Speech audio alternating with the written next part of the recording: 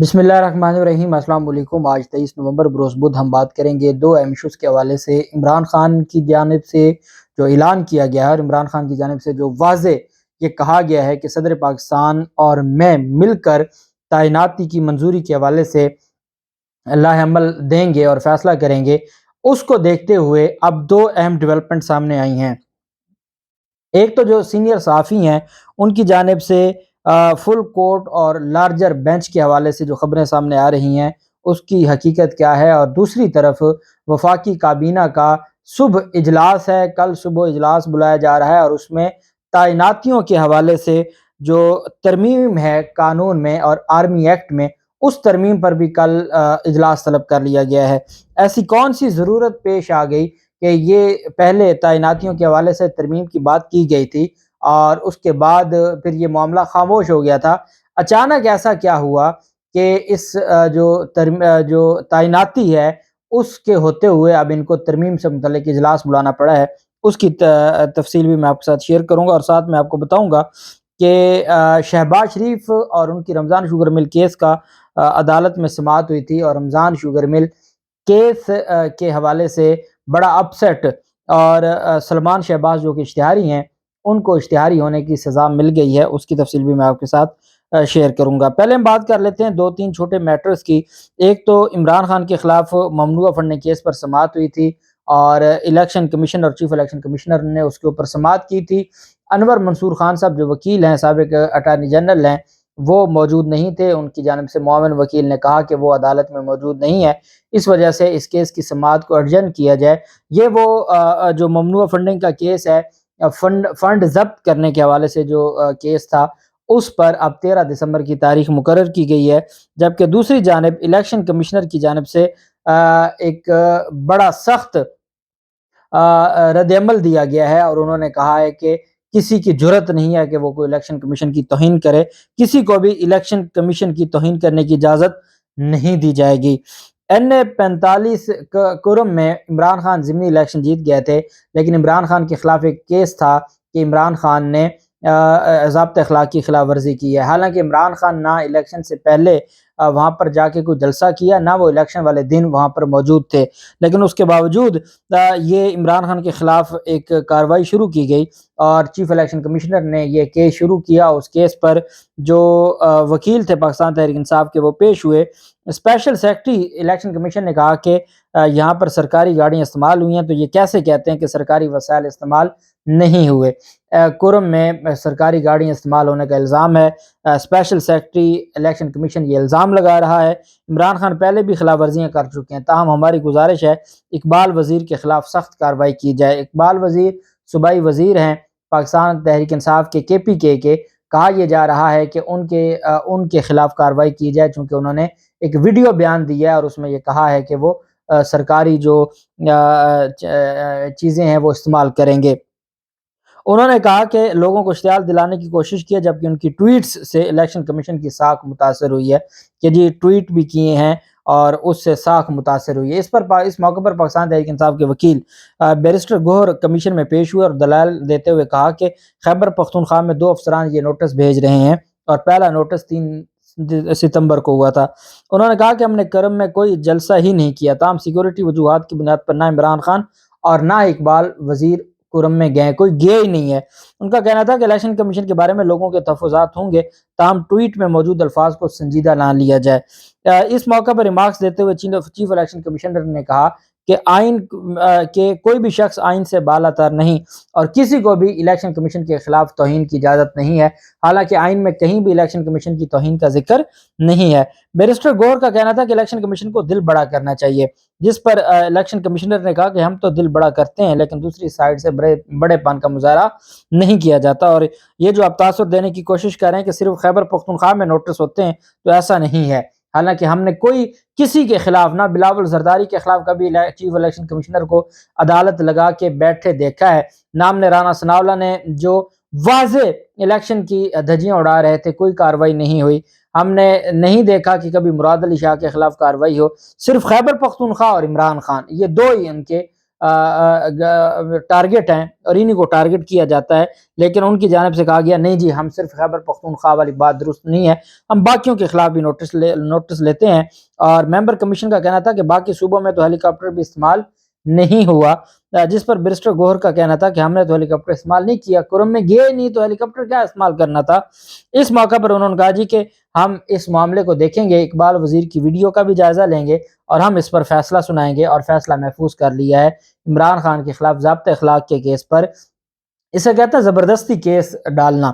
اب اس پر فیصلہ محفوظ کیا گیا ہے اور دیکھتے ہیں کہ الیکشن کمیشن کون سے نئے گل کھلاتا ہے۔ جبکہ دوسری جانب عمران خان کے خلاف ایک درخواست تھی، اور یہ درخواست دائر کی گئی تھی پاکستان مسلم لیگ نون کے ایک MNA کی جانب سے، اور اس میں کہا گیا تھا کہ جو 7 ضمنی الیکشن، 8 میں سے 7 ضمنی الیکشن عمران خان جیتے ہیں، ان کا جو نوٹیفیکیشن ہے وہ روکا جائے۔ اس پر عدالت نے جو گوہر بلوچ ہیں، علی گوہر بلوچ، یہ نون لیگ کے MNA ہیں، ان کو ذاتی حیثیت میں طلب کیا تھا۔ آج وہ الیکشن کمیشن کی سربراہی میں کیس تو سماعت تو ہو گئی، لیکن خود وہ پیش نہ ہوئے، اور ان کے جو درخواست گزار ہیں ان کے جونیئر وکیل پیش ہوئے۔ معاون وکیل نے الیکشن کمیشن کو بتایا کہ درخواست گزار لاہور میں ہیں، اس وجہ سے پیش نہیں ہو سکے۔ چیف الیکشن کمشنر نے کہا کہ درخواست گزار کو بتا دیں کہ آئندہ سماعت پر پیش نہ ہوئے تو آپ کی درخواست مسترد کر دیں گے۔ اتنی شفقت کہ آپ اگلی تاریخ پر پیش نہ ہوئے تو پھر ہم آپ کی جو درخواست ہے اس کو مسترد کر دیں گے۔ بہرحال عمران خان کی ضمنی الیکشن میں کامیابی کا نوٹیفیکیشن روکنے کی جو درخواست ہے اس کو 13 دسمبر کے لیے ملتوی کر دیا ہے، اور عدالت اب دیکھے گی کہ 13 دسمبر کو جو سماعت ہے اب وہ کیا عمران خان کے نوٹیفیکیشن روکے جاتے ہیں یا نہیں روکے جاتے۔ عمران خان نے بہرحال ابھی خود بھی کوئی ان نوٹیفیکیشنز کی ٹینشن نہیں لی، نہ وہ گئے ہیں اور نہ انہوں نے جا کے ان نوٹیفیکیشنز کے حوالے سے کوئی کسی طرح کی کوئی ٹینشن لی ہے۔ جبکہ رمضان شوگر مل کو NOC جاری کرنے کے حوالے سے محکمہ ایکسائز نے ان کو NOC جاری کرنے سے انکار کر دیا تھا، اور کہا تھا کہ ہم سلمان شہباز جو مالک ہیں رمضان شوگر مل کیس کے، مختلف کیسز میں وہ اشتہاری ہیں، ان کی شوگر مل کو کیسے NOC جاری کیا جا سکتا ہے، وہ کیسے پاکستان میں بزنس کر سکتی ہے جو اشتہاری ہے یا جو مفرور ہے۔ اب جب یہ ساری بات ہوئی تو اس پر پھر پاکستان مسلم لیگ نون اور شریف خاندان اور رمضان شوگر مل پہنچ گئے لاہور ہائی کورٹ میں۔ انوار الحق پنو صاحب سماعت کرنے والے تھے، اور رمضان شوگر مل کی شہباز شریف فیملی کی جو رمضان شوگر مل ہے ان کو NOC جاری نہ کرنے کے خلاف درخواست پر سماعت ہوئی، اور عدالت میں سرکاری وکیل نے بتایا کہ درخواست گزاروں کی درخواست ابھی ابتدائی مرحلے میں ہے، NOC کے اجراء کے قانونی مراحل باقی ہیں۔ ایڈیشنل اٹارنی جنرل نے موقف پیش کیا کہ درخواست گزاروں نے ابتدائی مرحلے پر درخواست جمع کراتے ہی عدالت سے رجوع کیا ہے، سیکیورٹی کلیئرنس کے بغیر NOC کا اجراء نہیں کیا جا سکتا۔ شوگر ملز کا ایک board of director Salman Shahbaz عدالتی اشتہاری ہے، اس وجہ سے ان کو NOC جاری نہیں کیا جا رہا۔ رمضان شوگر ملز کے وکیل شعیب راشد نے دلائل دیے کہ نیب ریفرنسز کو جواب بنا کر NOC کا اجراء روکا گیا، کریشنگ سیزن شروع ہونے والا ہے مگر محکمہ ایکسائز کی جانب سے NOC جاری نہیں کیا جا رہا۔ NOC جاری نہ ہونے سے کسانوں اور مل ملازمین کو نقصان پہنچنے کا خدشہ ہے۔ رمضان شوگر مل کے وکیل نے کہا کہ اب تک رمضان شوگر مل کو 12 NOC جاری ہو چکے ہیں، DC سے ملز چلانے کی اجازت نامہ بھی مل چکا ہے، محکمہ ایکسائز NOC کا اجراء نہیں کر رہا، NOC جاری نہ ہونے سے شوگر مل فعال نہیں ہو رہی، اور انہوں نے کہا کہ عدالت NOC کے اجراء تک حکم امتناعی جاری کرتے ہوئے مل چلانے کی اجازت دے۔ عدالت نے آج ہی حکم امتناعی کی درخواست کو مسترد کر دیا، اور عدالت نے کہا مزید آپ دلائل دیں، 2 دسمبر کو ہم آپ کی درخواست دوبارہ سنیں گے اور مزید عدالت میں دلائل دیں۔ اب چونکہ ان کی درخواست جو انہوں نے محکمہ ایکسائز کو دی تھی وہ فریش درخواست تھی، اس وجہ سے عدالت چاہتی ہے کہ چلیں کو ہفتہ 10 دن گزر جائے پھر ہم اس کو قانون کے مطابق فیصلہ کریں گے۔ جبکہ دوسری جانب جو وفاقی حکومت ہے، وفاقی حکومت نے کل صبح 9 بجے 24 نومبر کو اجلاس بلایا ہے، اور یہ اجلاس طلب کیا گیا ہے۔ اس اجلاس کا مقصد ہے تعیناتیوں سے متعلق جو رولز ہیں ان میں ترمیم کی جائے۔ یہ جو اصلاح ہے غیر آئینی سیاست میں مداخلت غیر آئینی، اور اس حوالے سے جو آرمی چیف کی تقرری کا جو معاملہ ہے اور جو آرمی چیف کی تعیناتیوں کا جو معاملہ ہے اس پر یہ بیسیکلی فیصلہ لیا گیا ہے، اور اس کے پیچھے جو مقصد تھا وہ تھا کہ رولز میں ترمیم کی منظوری لی جائے گی، اور یہ جو رولز میں ترمیم کی منظوری ہے اس کا مقصد یہ ہے کہ کسی بھی طریقے سے ہر حال میں روکا جائے جو جو ایکسٹینشن کو اور ایکسٹینشن کے، اور اس میں مقصد کیا ہے کہ سارے اختیارات وزیر اعظم کے پاس آ جائیں. وزیر اعظم چاہیں تو کسی بھی افسر کو جو ہے وہ عہدے پر جاری رکھیں، اس کو کام جاری رکھنے کا کہہ دیں، کسی کو عہدے سے ہٹا دیں، کسی کو ایکسٹینشن دے دیں. سارے اختیارات جو ہیں وہ وزیر اعظم کے پاس آ جائیں. یہ رولز میں ترمیم کرنا چاہتے ہیں. اب اس وقت جب ان کو سمری موصول ہو گئی ہے، سمری موصول ہونے کے بعد ان کو کس چیز کا خطرہ ہے؟ کیا ان کو یہ خطرہ ہے کہ صدر پاکستان سمری روک لیں گے، سمری روکیں گے تو 26 نومبر گزر جائے گا اور پھر ان کے لیے مسائل ہوں گے؟ جو بھی خطرہ ہے، انہوں نے رولز میں ترمیم کے لیے یہ جو ہے وہ اجلاس بلایا ہے.